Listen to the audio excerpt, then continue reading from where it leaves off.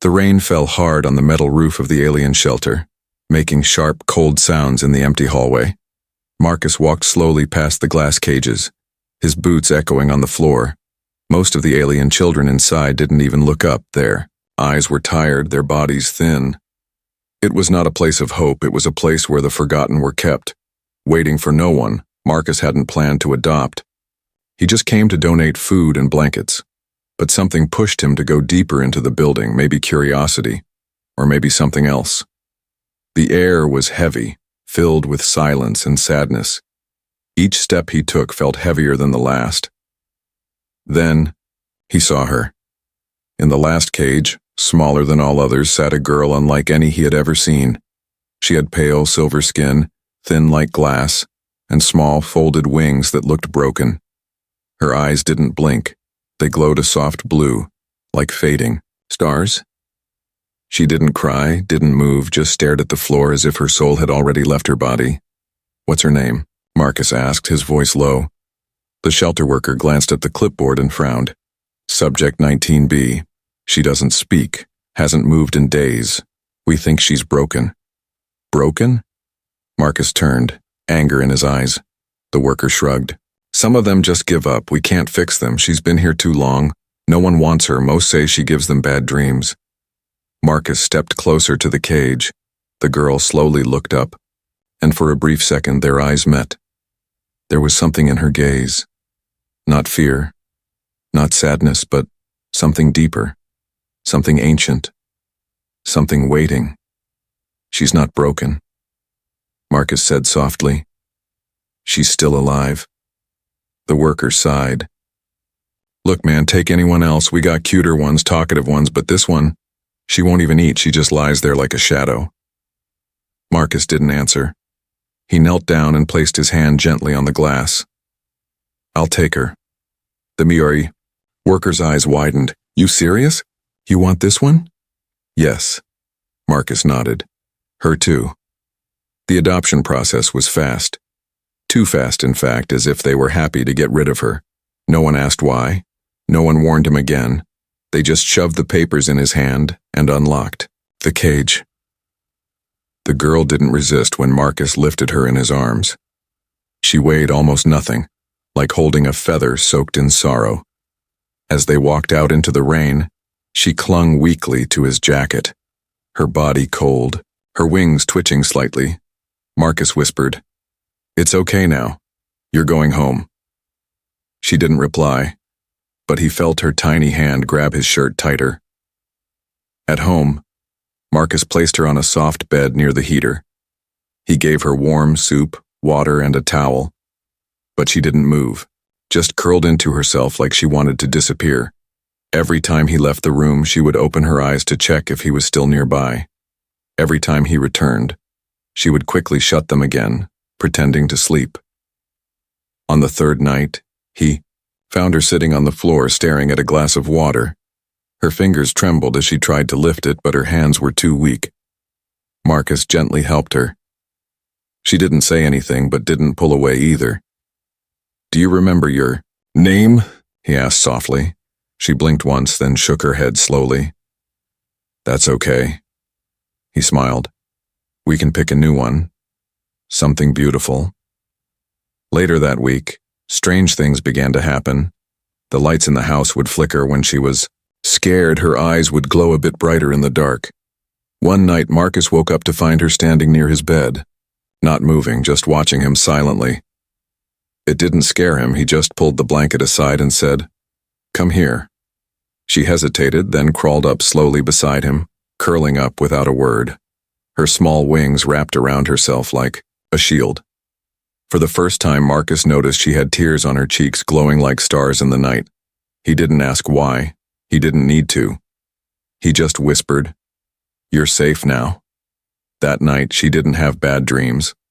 And neither did Marcus. The next morning, Marcus found a message scratched into the wall near her bed. Not written in human language, but in some alien script glowing faintly. He didn't understand it, but somehow he felt the meaning in his heart. "Thank you." He stepped back, breath caught in his throat.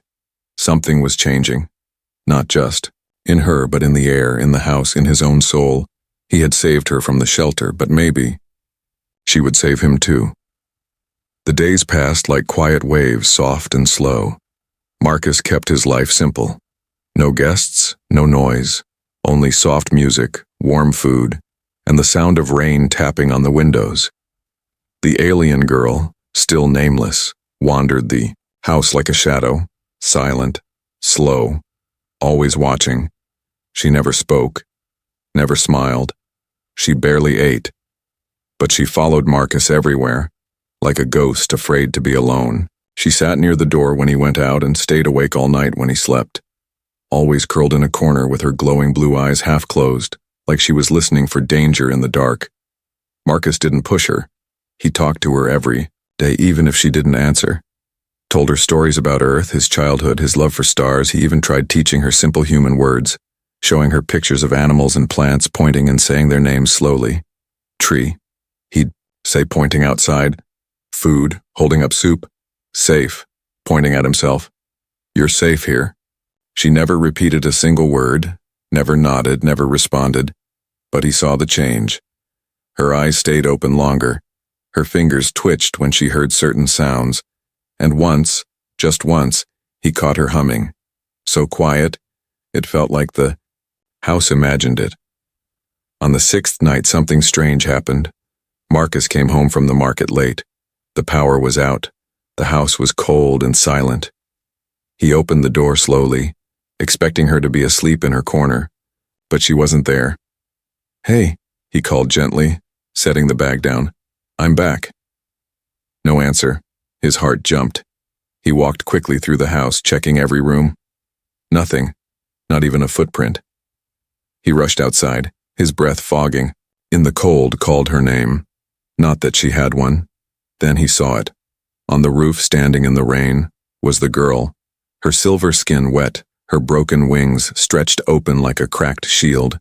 She looked up at the storming sky, eyes glowing, arms open as if calling something unseen. Hey, Marcus shouted, running to the stairs.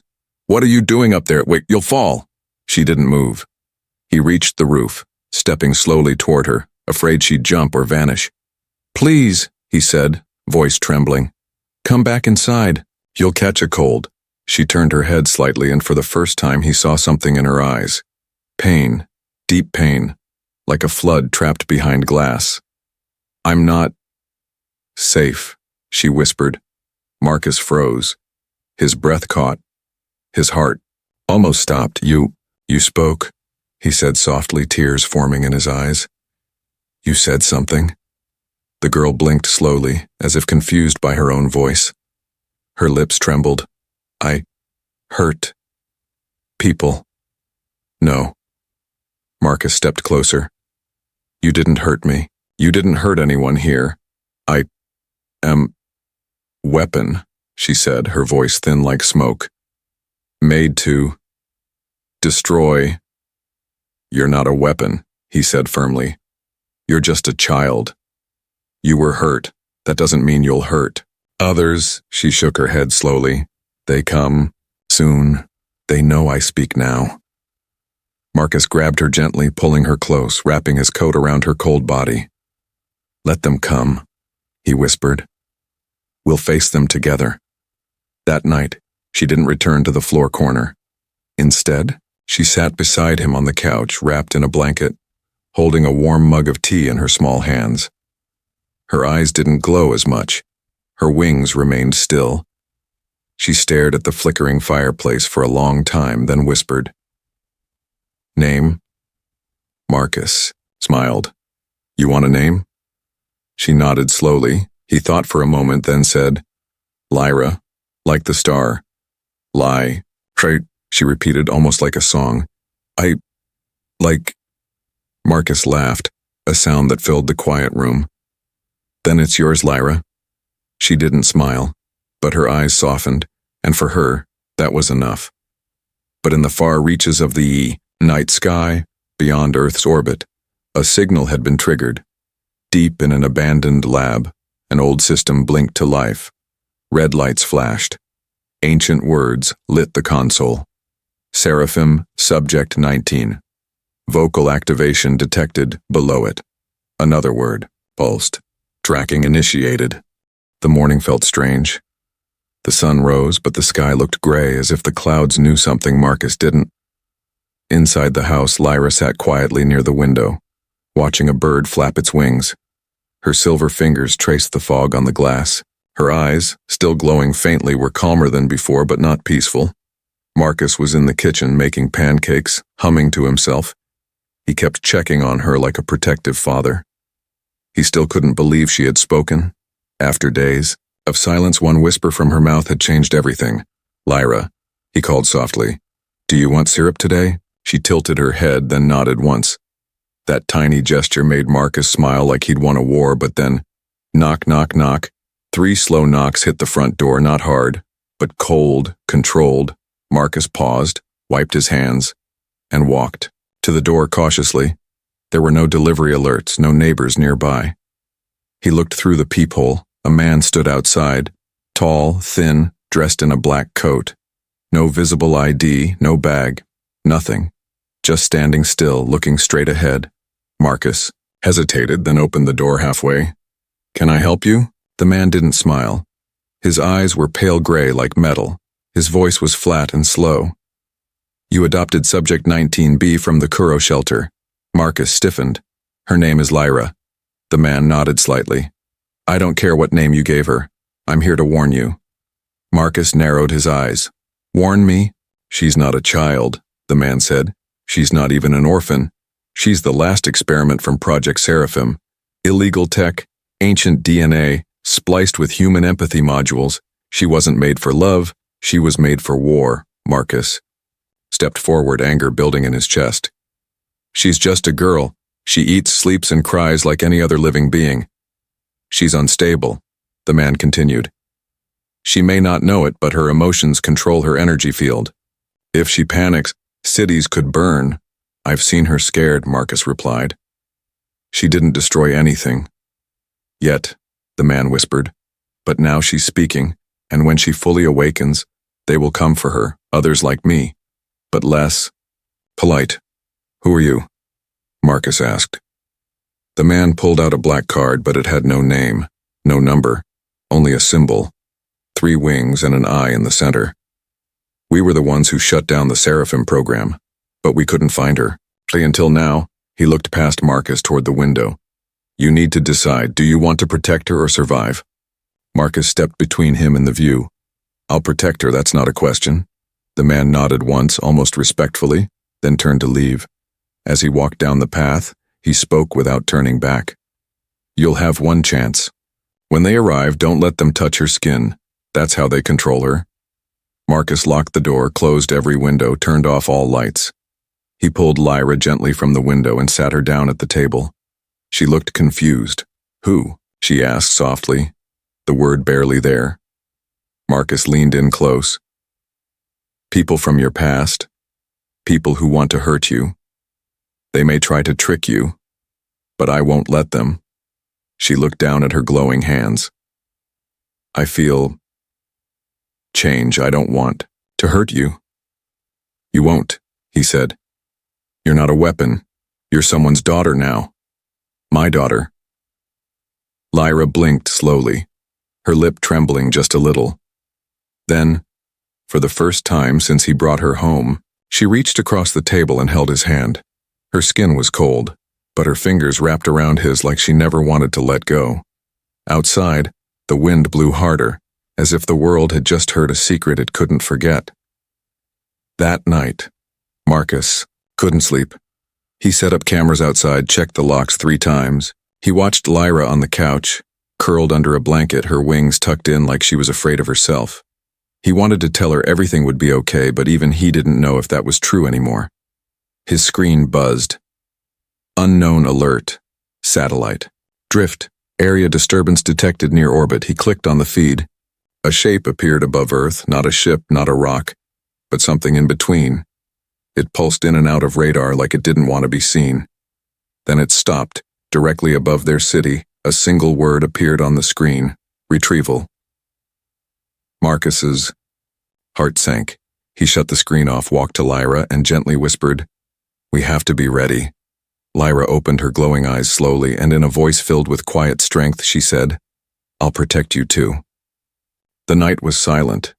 Too silent. Marcus sat in the living room with Lyra, both of them fully dressed, not to sleep, but to run. The lights were off, the doors locked, the air filled with tension.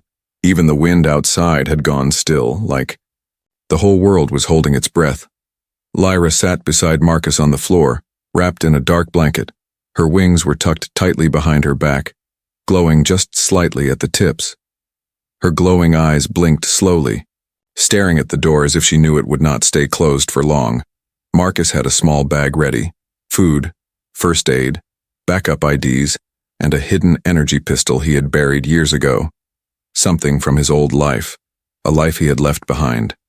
But now, for her, he was ready to bring it back. "Lyra," he whispered, "if anything happens, I want you to run far, don't wait for me, understand?"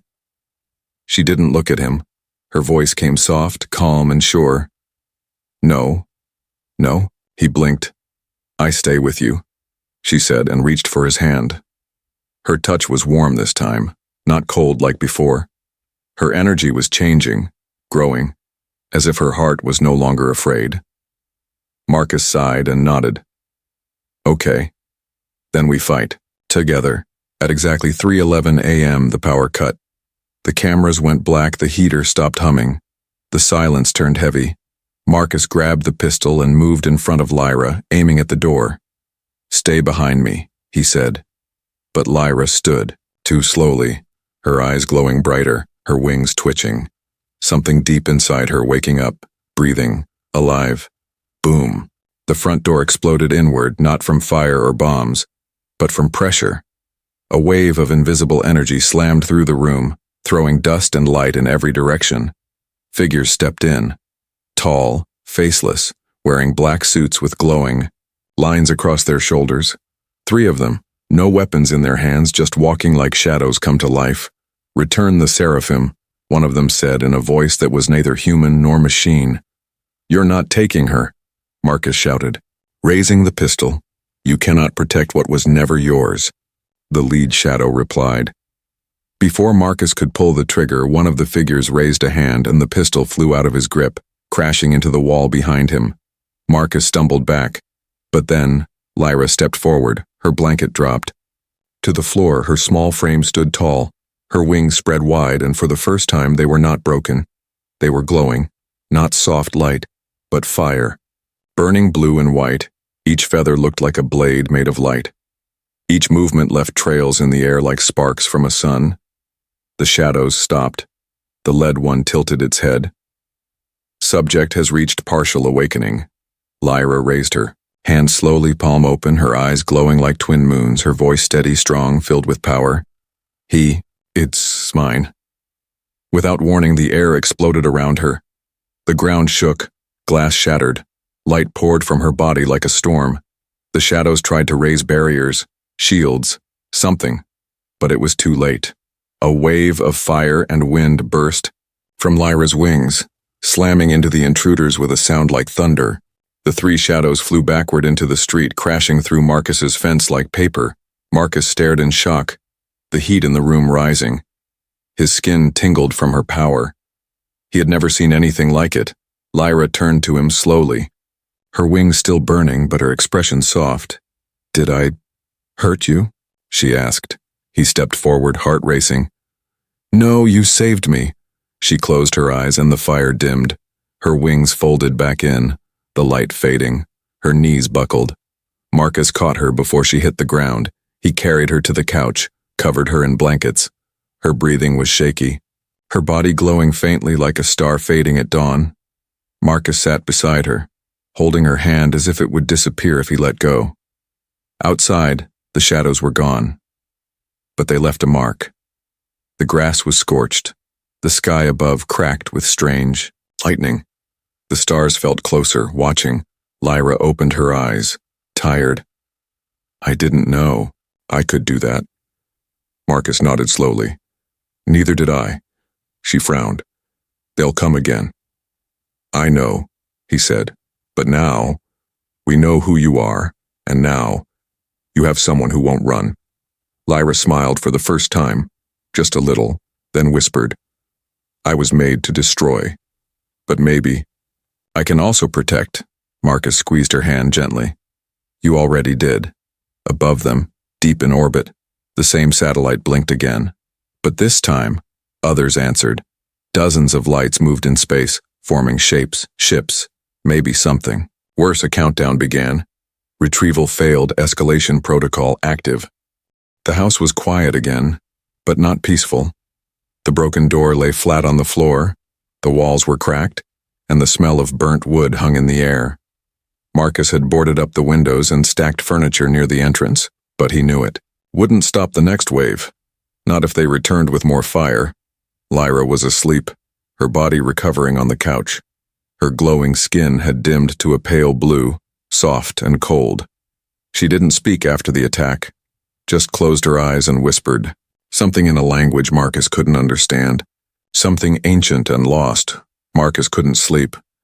His hands were shaking, not from fear, but from the memory of what she had done. She had thrown enemies into the air like toys, burned metal with her wings, and moved the wind like it was part of her body, but she was still just a child, and she had cried in his arms afterward, like a scared little girl who wanted to go home, only she had no home left except him. Marcus sat at his desk, an old terminal humming quietly. He still had the black card the stranger gave him, the one with the 3 wings and the eye. He placed it into a hidden slot on his system, praying it wouldn't trigger a trap. The screen blinked, then turned white, then black. Then a file appeared, Project Seraphim, Classified Archive. He clicked it, lines of strange code ran across the screen, followed by images, alien DNA, human embryos, test subjects with glowing eyes. Some were peaceful, some were monstrous. Most were crossed out in red, labeled terminated. Then he saw her. Subject 19. B. A small alien girl curled in a tank, silver skin, damaged wings, emotionless eyes. Below, her image, red text flashed. Status, missing. Subject is bioreactive. Vocal activation. Core awakening. Threat level, severe. Marcus scrolled further. His eyes stopped on a section marked Language Lock Protocol. He opened it and gasped. The document revealed that Subject 19B's power was not activated by machines, but by emotions. And her voice was the key.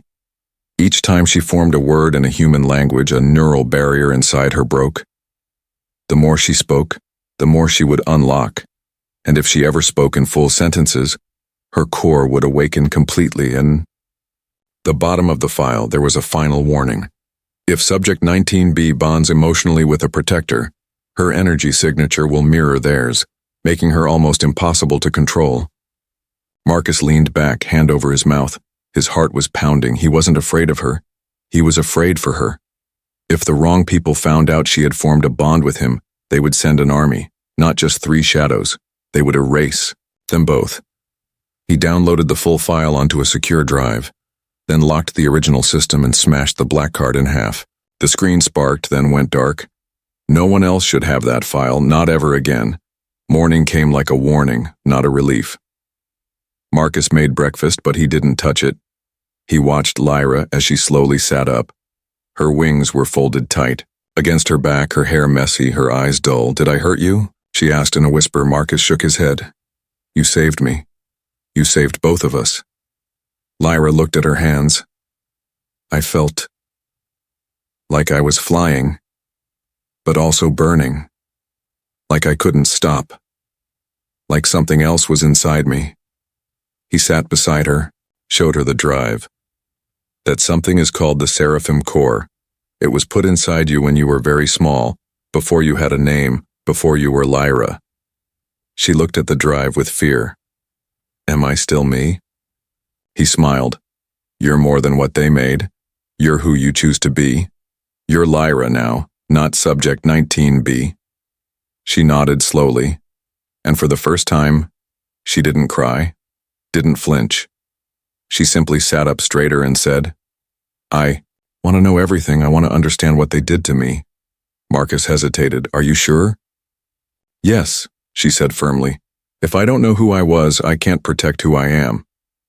Later that day, Marcus took her to the old storage unit he hadn't visited in years. Inside were pieces of his past. Military tools, encrypted books, hidden tech, things he had buried when he tried to live a quiet life. But that life was gone now. He pulled out a holographic map, one that tracked known satellite movement and secure zones. A blinking red dot hovered in orbit, tracking them, watching. They're still above us, he said. Lyra stepped closer, her glowing hand hovering over the map. Then we don't stay still. You want to run? Marcus asked. She shook her head. No, I want to find the others. The other experiments. Maybe I'm not the only one who survived. Marcus was quiet, then slowly nodded.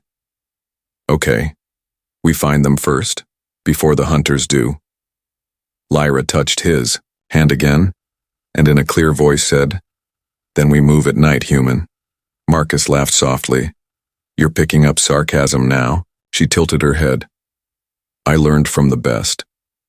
Outside, the sun began to fade, and above the clouds, unseen to human eyes, a new ship entered orbit, larger than the last, covered in black armor and ancient symbols.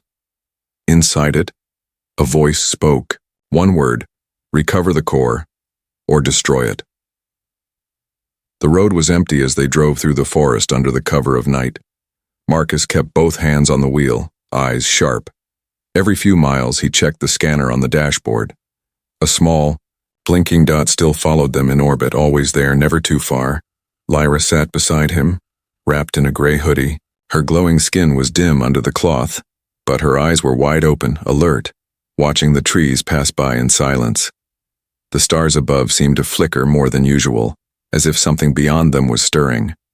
They didn't speak much after leaving. The city both knew too much had changed. There was no going back to the old house, to quiet breakfasts and bedtime stories. They were fugitives now, hunted for what Lyra was, or what she could become. We'll stop here, Marcus said, turning off the road toward a crumbling observatory hidden deep in the woods. No cameras, no signals, just stars. Lyra looked up as they arrived. Her eyes caught the faded name on the gate. Horizon Watch, she whispered. You came here before. Marcus nodded, surprised.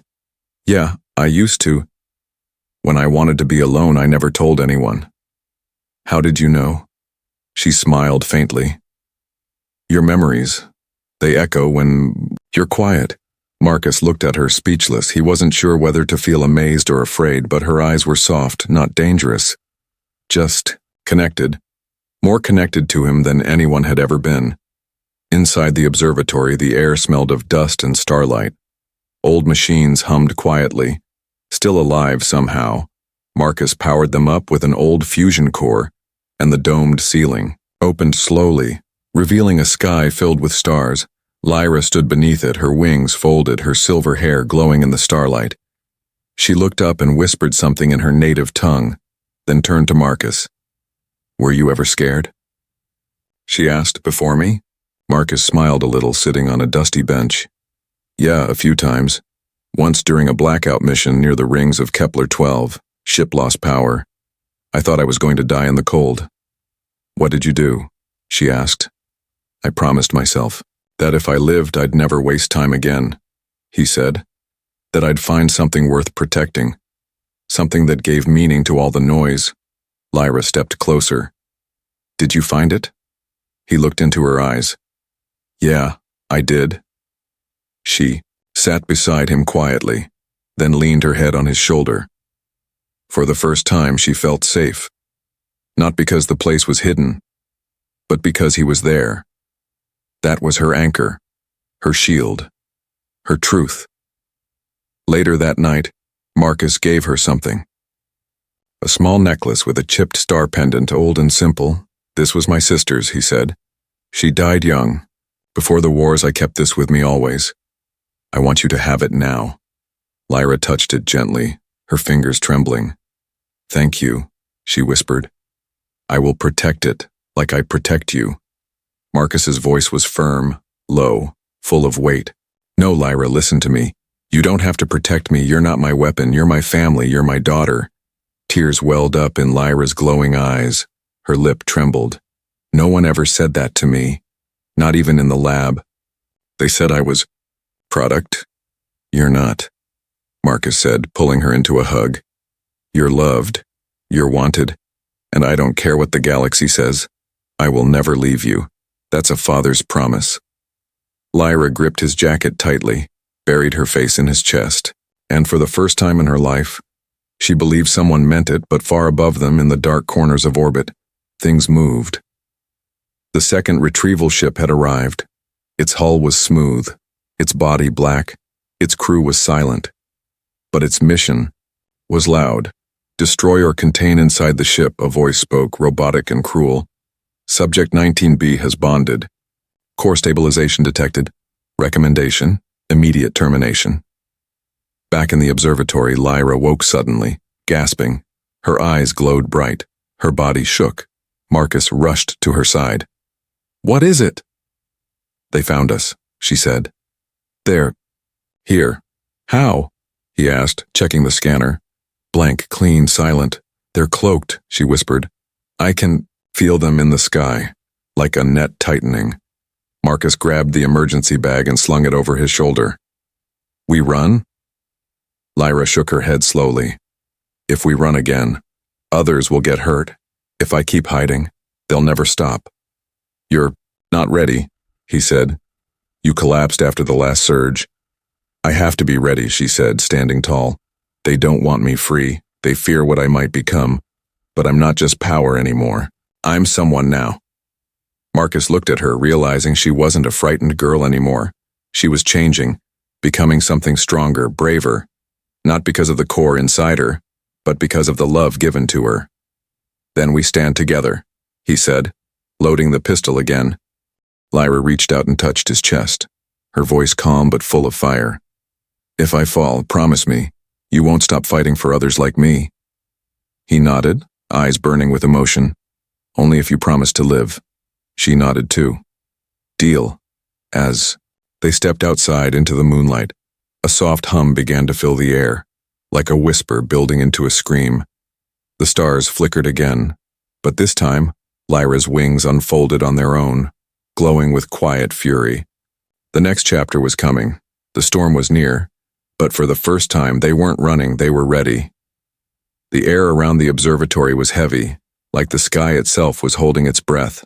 The stars above were no longer peaceful. They pulsed with energy, warning of what was coming. In the forest below, the trees stood still.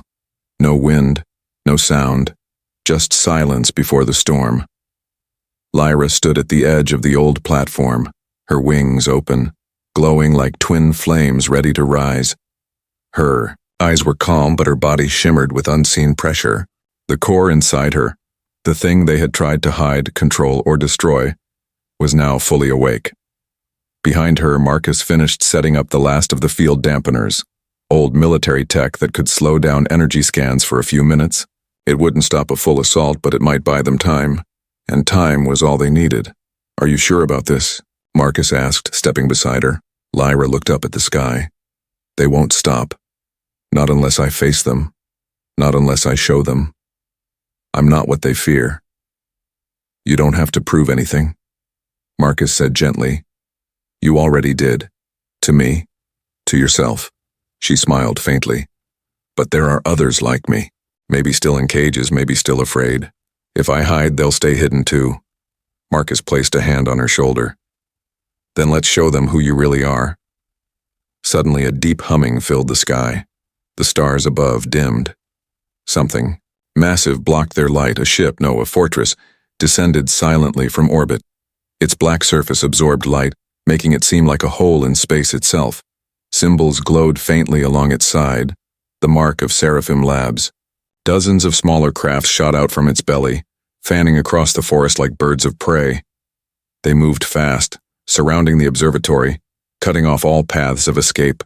A voice echoed from above, cold and mechanical. Subject 19B, are classified as unstable and unauthorized. Surrender for disassembly. Resistance will result in termination. Lyra stepped forward, her wings spread wide, glowing like burning glass. I'm not your subject. I'm not your weapon. I am Lyra.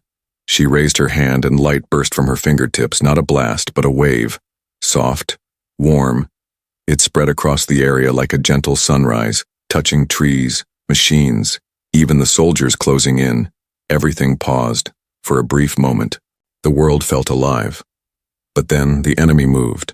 Drones flew down. Mechanical soldiers marched forward, each carrying weapons charged with pulsing light. Marcus raised his pistol, ready to fight. But Lyra held out her hand. "No," she said softly.